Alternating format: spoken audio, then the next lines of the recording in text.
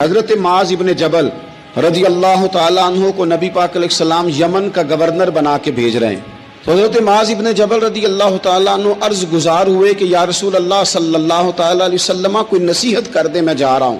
اور یہ منظر اتنا منفرد تھا ان کے جانے کا کہ حضور نے انہیں گھوڑے پہ بٹھایا ہے اور مدینہ شریف کی سرحد تک حضور چھوڑنے آئے اور ایک جملہ کہا تو حضرت معاذ ابن جبل گھوڑے سے چھلانگ لگا کے نیچے آ گئے اور قدموں میں بیٹھ کے رو کے کہا حضور مجھے گورنر ہی نہیں چاہیے، میں یہی رہوں گا.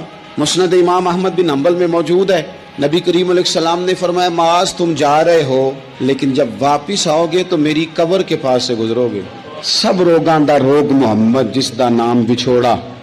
تو فرمایا میری قبر کے پاس. حضرت معاذ ابن جبل حضور کے قدموں میں بیٹھ گئے، سونیا میں نے نہیں جانا، مجھے گورنر ہی نہیں، آپ کے قدم چاہیے.